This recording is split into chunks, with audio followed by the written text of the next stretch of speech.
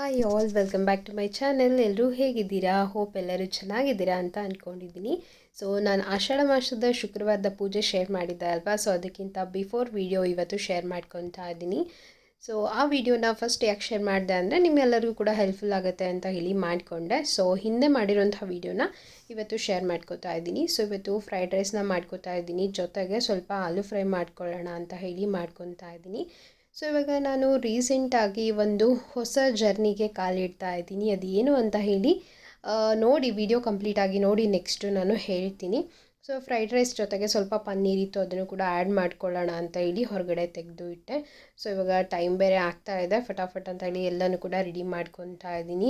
ಬೆಳಿಗ್ಗೆ ವ್ಲಾಗ್ನ ಸ್ಟಾರ್ಟ್ ಮಾಡಿಕೊಂಡೆ. ಸೊ ವಿಡಿಯೋ ಮಾಡ್ಕೊಂಡಿರ್ತೀನಿ, ಬಟ್ ಎಡಿಟ್ ಮಾಡಿ ಶೇರ್ ಮಾಡೋದಕ್ಕೆ ಸ್ವಲ್ಪ ಲೇಟ್ ಆಗಿರುತ್ತೆ, ಬಿಕಾಸ್ ಇವಾಗ ಸ್ವಲ್ಪ ಬ್ಯುಸಿ ಆಗಿದ್ದೀನಿ. ಸೊ ಹಾಗಾಗಿ ಮಾರ್ನಿಂಗ್ ಸ್ವಲ್ಪ ಯಾಕೋ ನನಗೆ ಹೆಡ್ಏಕ್ ಅಂತ ಅನ್ನಿಸ್ತಾ ಇತ್ತು. ಅದಕ್ಕೆ ಸ್ಟ್ರಾಂಗ್ ಆಗಿ ಸ್ವಲ್ಪ ಶುಂಠಿ ಎಲ್ಲ ಹಾಕ್ಕೊಂಡು ಟೀ ಮಾಡಿಕೊಂಡು ಕುಡಿತಾ ಇದ್ದೀನಿ. ಜೊತೆಗೆ ಬ್ರೇಕ್ಫಾಸ್ಟಿಗೋಸ್ಕರ ನಾನಿವತ್ತು ಚೆನ್ನ ಮತ್ತು ಸ್ವಲ್ಪ ಶೇಂಗಾನ ನೆನೆಸಿ ಇಟ್ಕೊಂಡಿದ್ದೆ. ಇದರದ್ದು ಸಲಾಡ್ ಮಾಡ್ಕೊಳ್ಳೋಣ ಅಂತ ಹೇಳಿ. ಸೊ ಹಾಗಾಗಿ ಇದನ್ನು ಬಾಯ್ಲ್ ಮಾಡ್ಕೊತಾ ಇದ್ದೀನಿ. ಒಂದು 2-3 ವಿಸಿಲ್ ಹಾಕಿಸ್ಕೊಂಡ್ರೆ ಚೆನ್ನಾಗಿರುತ್ತೆ. ಸೊ ನಾನು ಸಲಾಡ್ ಅಂತ ಅಂದರೆ ಎಲ್ಲ ವೆಜಿಟೇಬಲ್ನ ಹಾಕೋದಿಲ್ಲ.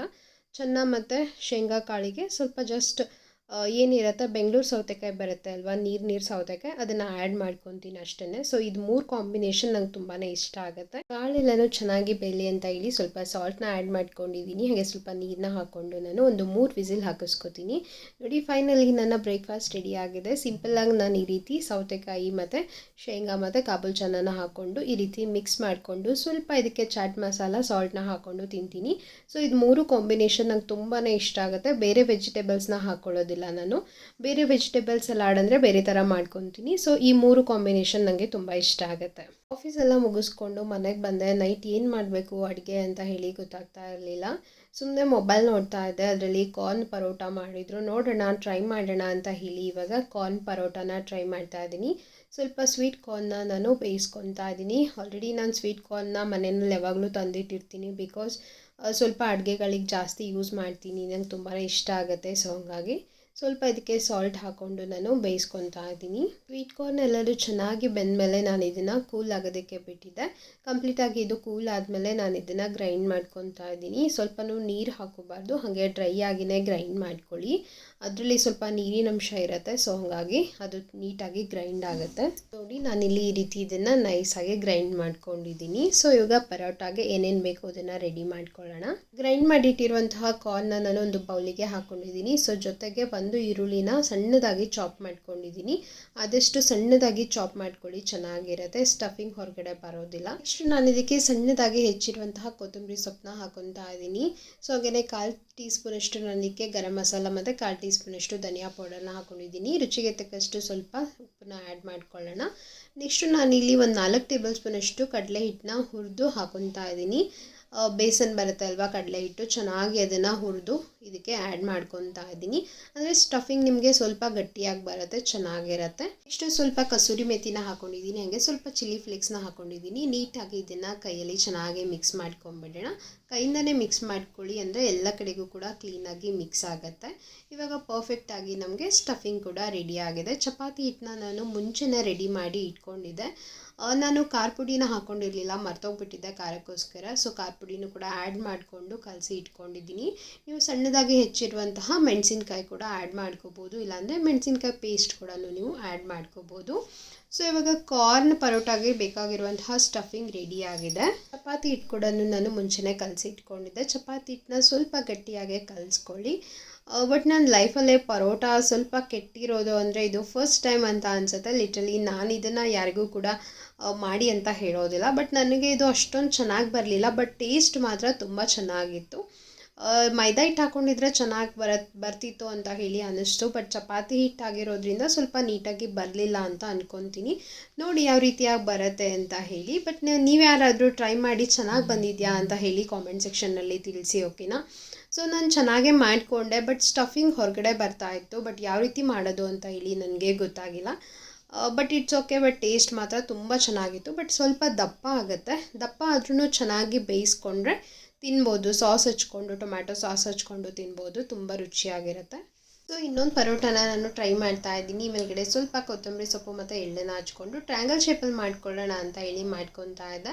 ಬಟ್ ಸ್ಟಫಿಂಗ್ ಹೊರಗಡೆ ಬರ್ತಾಯಿತ್ತು, ಅದು ಯಾಕೆ ಅಂತಲೇ ನಂಗೆ ಗೊತ್ತಾಗಿಲ್ಲ. ಬಟ್ ಟೇಸ್ಟ್ ನಂಗೆ ಇಷ್ಟ ಆಯಿತು. ಇಟ್ಸ್ ಓಕೆ, ನೆಕ್ಸ್ಟ್ ಟೈಮ್ ನೋಡೋಣ ಬೇರೆ ಯಾವುದಾದ್ರು ರೀತಿ ನಾನು ಟ್ರೈ ಮಾಡಿದರೆ ನಿಮಗೆ ಖಂಡಿತ ಶೇರ್ ಮಾಡ್ಕೊತೀನಿ. ನೋಡಿ ಇಷ್ಟು ದಪ್ಪ ಆಗ್ತಾಯಿತ್ತು, ತೆಳ್ಳಗೆ ಮಾಡೋದಕ್ಕೆ ಆಗ್ತಾ ಇರಲಿಲ್ಲ. ಬಟ್ ಹಾಗೇನೆ ನಾನು ಸ್ವಲ್ಪ ತುಪ್ಪ ಮತ್ತು ಬೆಣ್ಣೆನ ಹಚ್ಚಿ ಬೇಯಿಸ್ಕೊಂಡಿದ್ದೀನಿ. ನೋಡೋದಕ್ಕೆ ಚೆನ್ನಾಗಿ ಕಾಣಿಸ್ತಾ ಇತ್ತು, ಟೇಸ್ಟ್ ಕೂಡ ತುಂಬ ಚೆನ್ನಾಗಿತ್ತು. ಬಟ್ ನೀಟಾಗಿ ಬಂದಿದ್ದರೆ ತುಂಬ ಇಷ್ಟ ಆಗ್ತಿತ್ತು, ನನಗೂ ಕೂಡ ಇಂಟ್ರೆಸ್ಟ್ ಬರ್ತಿತ್ತು ಮಾಡೋದಕ್ಕೆ. ಬಟ್ ಒಂದು ಕೆಟ್ಟೋಯ್ತಲ್ಲ, ಒಂದು ಕೆಟ್ಟೋಗ್ಬಿಟ್ರೆ ಇಂಟ್ರೆಸ್ಟೇ ಹೋಗ್ಬಿಡುತ್ತೆ ಮಾಡೋದು. ಸೊ ಮೇಲ್ಗಡೆಯಿಂದ ಸ್ವಲ್ಪ ಚೀಸ್ನ ಹಾಕ್ಕೊಂಡಿದ್ದೀನಿ, ಟೇಸ್ಟ್ ಸ್ವಲ್ಪ ಚೆನ್ನಾಗಿ ಬರಲಿ ಅಂತ ಹೇಳಿ. ಸೊ ಕಾರ್ನ್ ಪರೋಟ ಅಂತೂ ಚೆನ್ನಾಗಿ ಬರಲಿಲ್ಲ, ಜೊತೆಗೆ ಡ್ರ್ಯಾಗನ್ ಮಿಲ್ಕ್ ಶೇಕ್ ಆದರೂ ಮಾಡ್ಕೊಳ್ಳೋಣ ಅಂತ ಹೇಳಿ ಇವಾಗ ಡ್ರ್ಯಾಗನ್ ಮಿಲ್ಕ್ ಶೇಕ್ನ ಮಾಡ್ಕೊತಾ ಇದ್ದೀನಿ.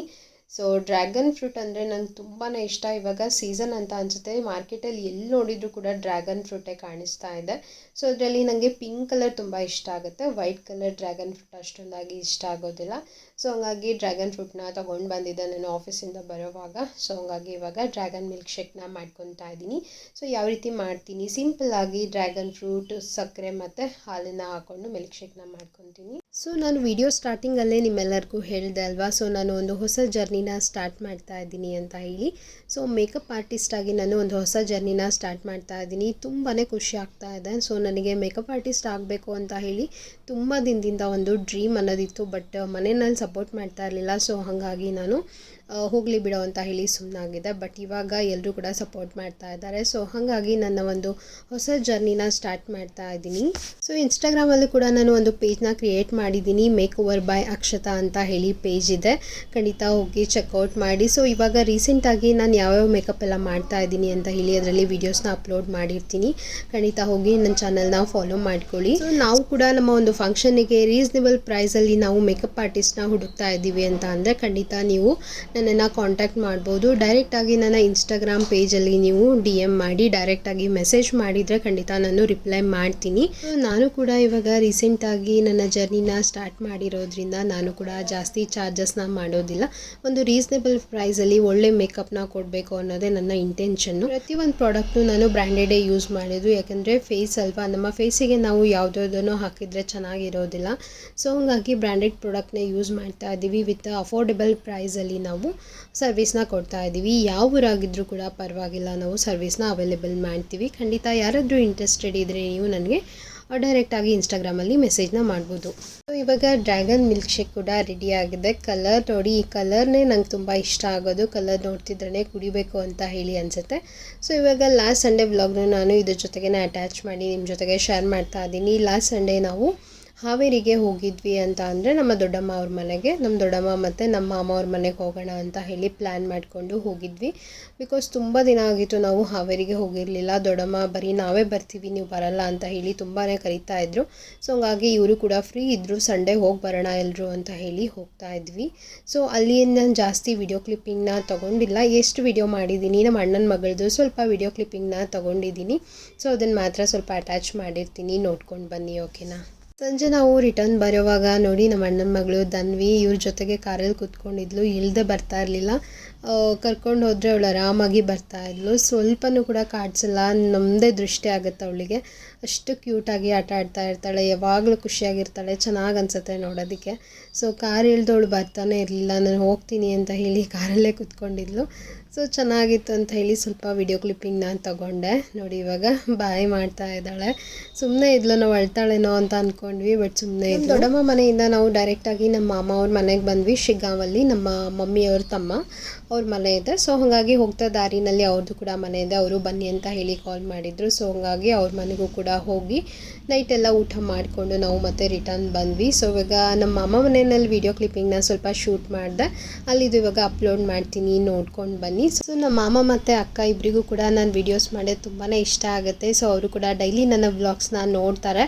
ಸೊ ಅವರು ತುಂಬಾ ಸಪೋರ್ಟ್ ಮಾಡ್ತಾರೆ, ಇಷ್ಟಪಡ್ತಾರೆ ಅಲ್ವಾ. ಸೊ ನನಗೆ ಈ ರೀತಿ ಯಾರಾದರೂ ಸಪೋರ್ಟ್ ಮಾಡಿದರೆ, ಇಷ್ಟಪಟ್ಟರೆ ಮಾತ್ರ ನಾನು ಅವರ ವೀಡಿಯೋಸ್ನ ಶೂಟ್ ಮಾಡಿ ಶೇರ್ ಮಾಡ್ತೀನಿ. ಬಿಕಾಸ್ ಬಿಕಾಸ್ ಎಲ್ಲರೂ ಕೂಡ ಕ್ಯಾಮ್ರಾ ಫ್ರೆಂಡ್ಲಿ ಇರೋದಿಲ್ಲ ಅಲ್ವಾ. ಸೊ ಯಾರು ನನ್ನನ್ನು ಇಷ್ಟಪಡ್ತಾರೆ, ಯಾರು ನಂಗೆ ಸಪೋರ್ಟ್ ಮಾಡ್ತಾರೆ, ನಿನ್ನ ವ್ಲಾಗ್ಸ್ ಚೆನ್ನಾಗಿ ಬರ್ತಾ ಇದೆ ಅಂತ ಹೇಳ್ತಾರೆ, ಅಂಥವ್ರು ಮಾತ್ರ ನಾನು ವಿಡಿಯೋ ಮಾಡಿ ಶೇರ್ ಮಾಡ್ತಾ ಇದ್ದೀನಿ.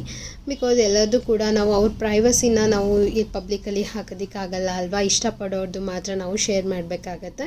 ಸೊ ನಾವು ಯೂಟ್ಯೂಬರ್ಸ್ ಆಗಿ ಇದನ್ನೆಲ್ಲನೂ ಕೂಡ ಅರ್ಥ ಮಾಡ್ಕೋಬೇಕು. ಯಾರಿಗಿಷ್ಟ ಆಗುತ್ತೆ, ಯಾರಿಗಿಷ್ಟ ಆಗಲ್ಲ ಅನ್ನೋದನ್ನು ಅರ್ಥ ಮಾಡಿಕೊಂಡು ವೀಡಿಯೋಸ್ನ ಮಾಡಬೇಕಾಗತ್ತೆ. ಮುಂಚೆ ನನಗೂ ಗೊತ್ತಾಗ್ತಾ ಇರಲಿಲ್ಲ ಯಾರಿಗೆ ಇಷ್ಟ ಆಗುತ್ತೆ ಇಷ್ಟ ಆಗಲ್ಲ ಅಂತ ಸುಮ್ಮನೆ ಮಾಡ್ಕೊತಾ ಇದ್ದೆ.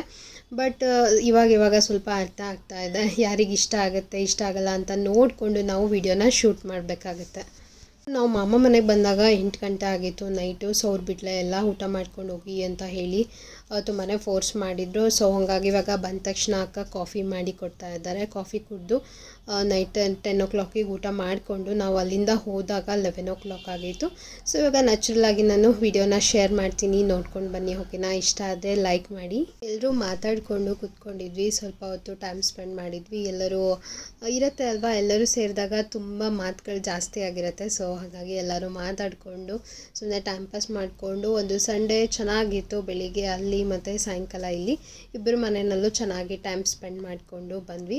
ಸೊ ವೀಕೆಂಡ್ಸ್ ಹೆಂಗೆ ಹೋಗುತ್ತೆ ಅಂತಲೇ ಗೊತ್ತಾಗೋದಿಲ್ಲ. ಸಂಡೇ ಎಲ್ಲಾದರೂ ಒನ್ ಡೇ ಹೋಗಿ ಬಂದುಬಿಡ್ತೀವಿ ಅಲ್ವಾ, ಕಂಪ್ಲೀಟಾಗಿ ವೀಕೆಂಡ್ ಮುಗ್ದೋಗ್ಬಿಡತ್ತೆ. ಮತ್ತು ಮಂಡೆಯಿಂದ ಬ್ಯಾಕ್ ಟು ರೂಟೀನ್ ಅಂತ ವೀಕೆಂಡ್ಸ್ ಬಂದಿದ್ದು ಗೊತ್ತಾಗಲ್ಲ, ವೀಕೆಂಡ್ಸ್ ಮುಗ್ದಿದ್ದು ಗೊತ್ತಾಗಲ್ಲ, ಆ ರೀತಿಯಾಗಿರುತ್ತೆ. ಸೊ ಇವಾಗ ಫುಲ್ ಬ್ಯುಸಿ ರೂಟೀನ್ ಆಗಿದೆ ಅಂತಲೇ ಹೇಳ್ಬೋದು.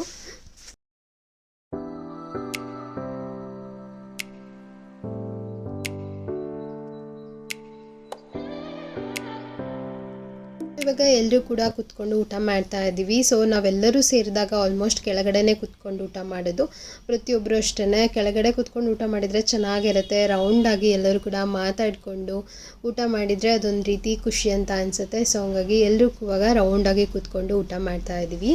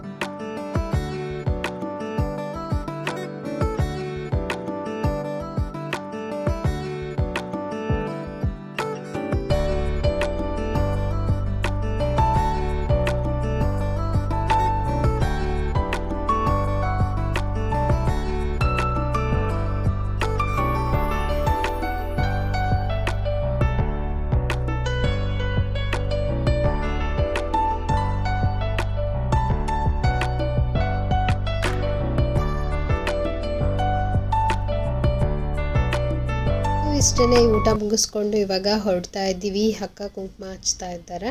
ಸೊ ಇಷ್ಟೇ ಈ ವ್ಲಾಗ್ ಇಲ್ಲಿಗೆ ಎಂಡ್ ಮಾಡ್ತಾ ಇದ್ದೀನಿ. ಹೋಪ್ ನಿಮ್ಮೆಲ್ಲರಿಗೂ ಕೂಡ ಈ ವ್ಲಾಗ್ ಇಷ್ಟ ಆಗಿದೆ ಅಂತ ಅಂದ್ಕೊಂಡಿದ್ದೀನಿ. ಇಷ್ಟ ಆದರೆ ಖಂಡಿತ ಒಂದು ಲೈಕ್ ಮಾಡಿ, ಶೇರ್ ಮಾಡಿ, ಹಾಗೆ ನನ್ನ ಚಾನಲ್ಗೆ ಸಬ್ಸ್ಕ್ರೈಬ್ ಮಾಡಿಕೊಡಿ ಓಕೆನಾ. ನೆಕ್ಸ್ಟ್ ವಿಡಿಯೋದಲ್ಲಿ ನಾನು ನಿಮಗೆ ಸಿಗ್ತೀನಿ. ಅಂಟಿಲ್ ದೆನ್ ಟೇಕ್ ಕೇರ್, ಬಾಯ್.